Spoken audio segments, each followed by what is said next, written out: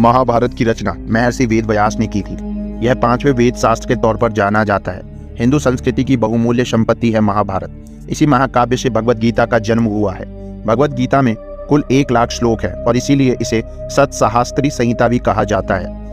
हम सभी महाभारत में पांडु के 5 पुत्रों और धृतराष्ट्र के 100 पुत्रों के बीच की शत्रुता के बारे में जानते हैं। उनके बीच की इस शत्रुता ने चौसर के खेल में महत्वपूर्ण भूमिका निभाई थी और इसके परिणाम स्वरूप ही पांडव कौरवों से अपना राज्य और द्रौपदी को हार गए थे। 13 वर्षों के वनवास के बाद जब पांडव वापस आए तो दुर्योधन ने उन्हें उनकी आधी जमीन वापस करने से इनकार कर दिया, जिसकी वजह से उनके बीच में कुरुक्षेत्र का युद्ध हुआ। इस युद्ध में भगवान कृष्ण ने अर्जुन को नैतिकता का पाठ पढ़ाया, जिसे भगवत गीता कहा जाता है। इस युद्ध को जीतने के बाद पांडव अपने परिवारजनों की हत्या के अपराध बोध से ग्रस्त हो गए थे और ध्रुवीय पहाड़ के महान यात्रा पर निकल पड़े थे। इस यात्रा के दौरान स्वर्ग का द्वार बनाने वाले युधिष्ठिर का देहांत हो गया था। आज के इस वीडियो में हम महाभारत से संबंधित कुछ अज्ञात तथ्य के बारे में बात करने वाले हैं, जिसके बारे में ज्यादातर लोगों को मालूम नहीं है। किसी को भी इस बात की जानकारी भी नहीं है और किसी ग्रंथ में खास तौर पर नहीं लिखा गया है। महाभारत का संयोजन महर्षि वेदव्यास ने किया था और इसकी रचना भगवान गणेश जी ने इस शर्त पर की थी कि महर्षि वेदव्यास बिना एक भी बार रुके लिखे जाने वाले श्लोकों का लगातार उच्चारण करते रहेंगे। फिर वेदव्यास ने भी एक शर्त रखी कि वे श्लोकों का अर्थ समझने के साथ ही उसका उच्चारण करेंगे, लेकिन गणेश उन्हें अपने दिमाग में व्याख्या किए बिना नहीं लिखेंगे। इसीलिए इस तरीके से पूरे महाकाव्य में कभी कभी वेदव्यास कठिन श्लोकों का उच्चारण करते थे, जिससे समझने में गणेश जी को वक्त लग जाता और उसी समय वेदव्यास थोड़ा विश्राम कर लेते थे। वेदव्यास नाम नहीं है, बल्कि एक पद है जिसे वेदों की जानकारी रखने वाले व्यक्तियों को दिया जाता है। कृष्ण द्विपायन से पहले 27 वेदव्यास थे और कृष्ण द्विपायन में 28वें वेदव्यास हुए हैं। भगवान कृष्ण के रंग जैसे श्याम वर्ण और द्वीप पर जन्म लेने की वजह से उन्हें यह नाम दिया गया था। अजीब है लेकिन सच है कि व्याघ गीता, अष्टावक्र गीता, पराशर गीता आदि जैसी 10 अन्य गीताएं भी हैं। हालांकि श्री भगवत गीता भगवान कृष्ण द्वारा दी गई जानकारी वाली शुद्ध और संपूर्ण गीता है। वैशंपायन वेदव्यास के शिष्य, इन्होंने राजा जन्मेजय के दरबार में पहली बार महाभारत का पाठ किया था। शांतनु भीष्म पितामह के पिता थे। इनका विवाह गंगा से हुआ था। अपने अगले जन्म में शांतनु राजा महावीर थे। वे ब्रह्मा की सेवा करने गए, जहां उन्होंने गंगा को देखा और उनकी तरफ आकर्षित हो गए थे। इसी बीच ब्रह्मा ने उन्हें श्राप दे दिया और नरक में जाने को कहा, जिसकी वजह से अपने अगले जन्म में वे राजा प्रतीप के पुत्र शांतनु के रूप में पृथ्वी पर आए और गंगा से विवाह किया। लेकिन गंगा ने शांतनु से वचन लिया कि वे कभी भी उनसे कोई भी प्रश्न नहीं पूछेंगे। शांतनु इस बात पर सहमत हो गए। उन्हें 8 बच्चे हुए और पहले 7 बच्चों को गंगा नदी में डुबा दिया। उन्होंने कभी कोई प्रश्न नहीं पूछा, लेकिन जब गंगा अपने 8वें बच्चे को डुबो रही थी, वे क्रोध से भर उठे और गंगा से इसकी वजह पूछी। तब गंगा ने उनसे पिछले जन्म और भगवान ब्रह्मा के श्राप के बारे में बताया। इसके बाद वह उनके 8वें बच्चे के साथ चली गई। धर्म ग्रंथों के अनुसार 33 मुख्य भगवान हैं। उनमें से एक अष्टवसु, जिनका जन्म शांतनु और गंगा के पुत्र के रूप में हुआ था, उनकी 8वीं संतान भीष्म थी। शांतनु का दूसरा विवाह निषाद की पुत्री सत्यवती से हुआ था। उसकी अन्य 2 बच्चे चित्रांगद और विचित्रवीर्य हुए। एक युद्ध में चित्रांगद की मृत्यु हो गई और विचित्रवीर्य राजा बने, जिसने काशी की राजकुमारी अंबिका और अंबालिका से विवाह किया।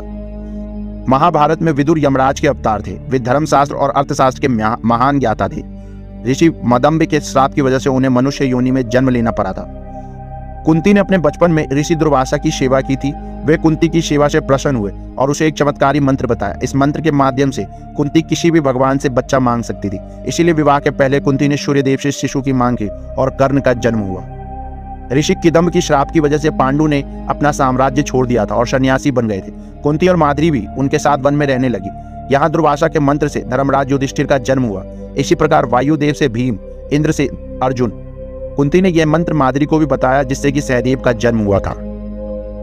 इसके बाद ही घी से भरे घरों को 2 वर्षों तक रखा गया। पहले घरे से दुर्योधन का जन्म हुआ, उसी दिन भीम और फिर बाकियों का जन्म के बाद दुर्योधन गधे के जैसे रोने लगा और इसी वजह से गिद्ध और कौवे शोर मचाने लगे। विदुर ने धृतराष्ट्र को कहा कि वे दुर्योधन को मार डाले, क्योंकि वे उनके परिवार का नाश कर देगा। लेकिन अपने बच्चे से प्रेम ने उन्हें ऐसा करने नहीं दिया। दुर्योधन का वास्तविक नाम सुयोधन था।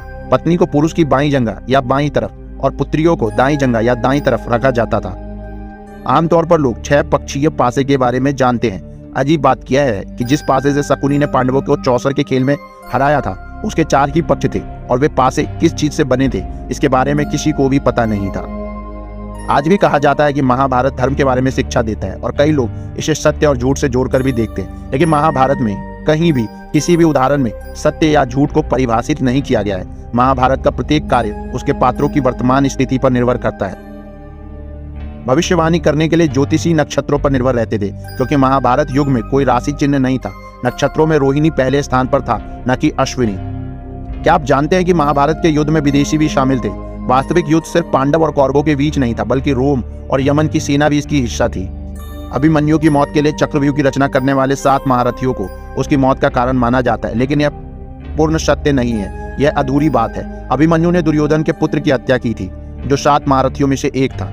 इसी बात से नाराज होकर दुशासन ने अभिमन्यु का वध कर दिया था। क्या आप जानते हैं कि इंद्रलोक की अप्सरा उर्वशी ने अर्जुन को श्राप दिया था, क्योंकि वह उर्वशी को मां कहकर बुला रहा था, जिस पर उर्वशी को गुस्सा आया और उसे श्राप दिया, वह एक हिजड़ा बन जाएगा। इस पर भगवान इंद्र ने अर्जुन से कहा कि यह श्राप 1 वर्ष के अज्ञातवास के दौरान तुम्हारे लिए वरदान बन जाएगा, और उस अवधि के समाप्त होने पर वह फिर से अपना पुरुषत्व प्राप्त कर लेगा। वन में 12 वर्ष बिताने के बाद पांडवों ने 13 वर्ष राजा विराट के दरबार में निर्वासन में बिताया। अर्जुन ने अपने श्राप का प्रयोग किया और विहरनला नाम के हिजड़े के रूप में वहां रहा।